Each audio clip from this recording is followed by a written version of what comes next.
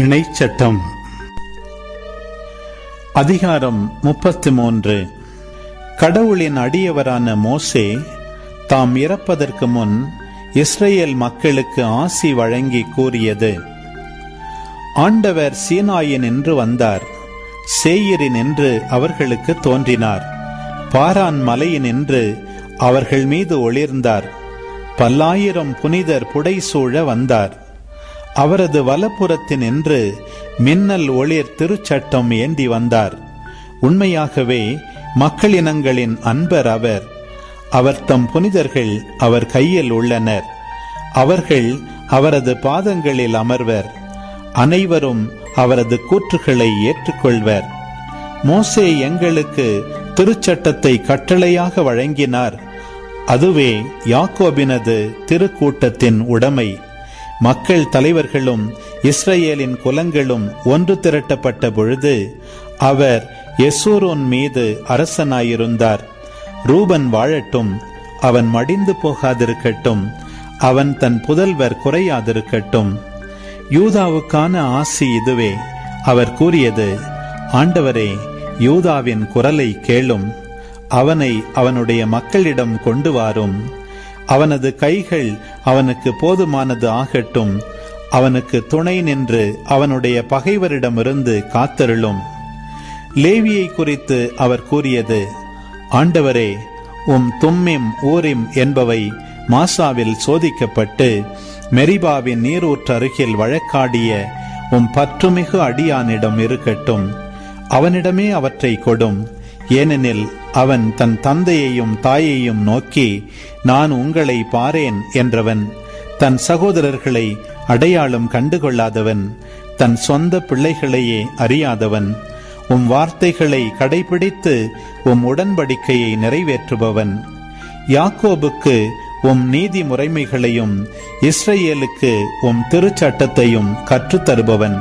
உமது முன்னிலையில் தூபம் காட்டுபவன், உமது பீடத்தில் எரிபலிகளை செலுத்துபவன். ஆண்டவரே, அவனது ஆற்றலை ஆசியால் நிரப்பும். அவனுடைய கரங்களின் உழைப்பை ஏற்றுக்கொள்ளும். அவனுக்கு எதிராக எழும்புவோரை அவர்களின் இடுப்பு ஒடிந்து விழும் வண்ணம் வதையும். அவனை பதைப்பவர் மீண்டும் எழாதவாறு செய்யும். பென்யமீனை குறித்து அவர் கூறியது: ஆண்டவரின் அன்புக்கு உரியவன், அவரால் அவன் பாதுகாப்புடன் வாழ்வான். எக்காலமும் அவனை அவர் அரவணைத்து காப்பார்.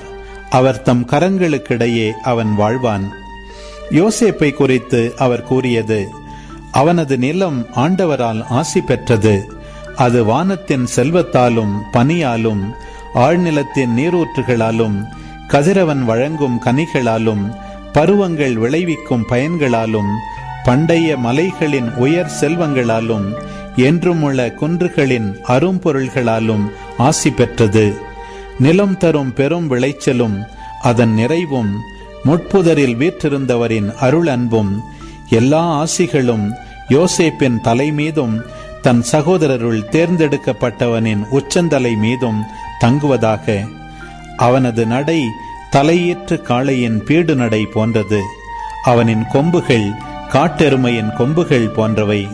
அவற்றால் மக்களினத்தாரை பூவுலகின் கடை எல்லை வரை முட்டி துரத்துவான். அவை எப்ராயிமின் 10,000 படைகளும் மனாசேயின் 1000 படைகளுமாகும். செபுலோனை குறித்து அவர் கூறியது: செபுலோனே, நீ பயணம் செய்கையில் மகிழ்ந்திடு. இசக்காரே, நீ கூடாரங்களில் தங்கும்போது மகிழ்ந்திடு. அவர்கள் மக்களினங்களை மலைக்கு அழைத்துச் செல்வர். அங்கு அவர்கள் ஏற்புடைய பலிகளை செலுத்துவர்.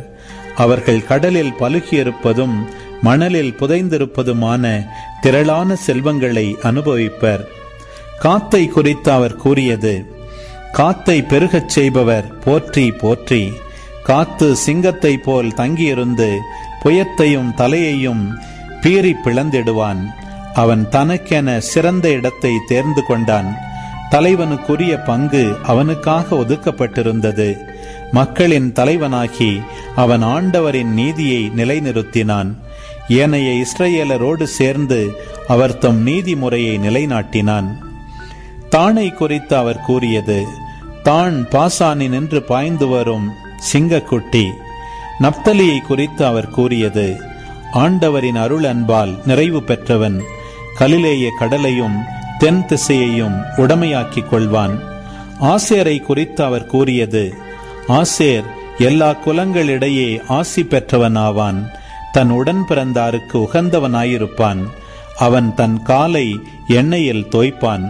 உன் தாழ்பாள்கள் இரும்பாலும் செம்பாலும் ஆனவை. உன் வாழ்நாள் அனைத்தும் நீ பாதுகாப்புடன் இருப்பாய். எசுரோனின் இறைவன் போல் எவரும் இல்லை.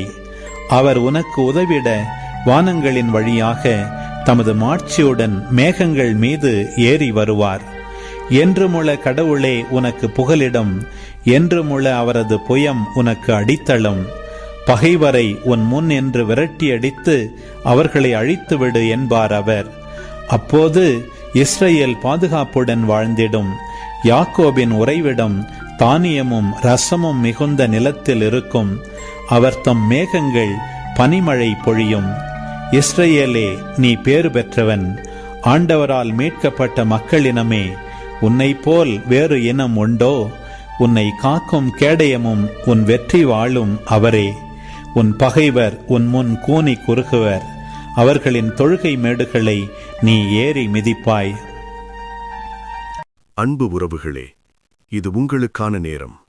இக்காணொளியில் ஒலி வடிவில் இணைச்சட்டம் 33ஆம் அதிகாரத்தை முழுமையாக பார்த்தும் கேட்டும் ஜெபித்தும் இருப்பீர்கள். இன்றைய இறை வார்த்தையின் அடிப்படையிலான கேள்வி: உண்மையாகவே மக்களினங்களின் நண்பர் அவர். அவர்தம் புனிதர்கள் எங்குள்ளனர்?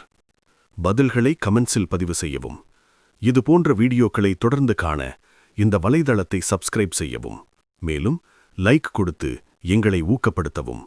இப்பதிவுகளை மற்றவரோடு பகிர்ந்து ஷேர் செய்து நாளும் திருவிவிலியத்தின் ஒரு அதிகாரத்தை வாசிக்கவும், கேட்கவும், பார்க்கவும் நீங்கள் உதவிடலாம். மீண்டும் அடுத்த காணொளியில் சந்திப்போம். இந்த நாள் இனிய நாளாய் அமையட்டும்.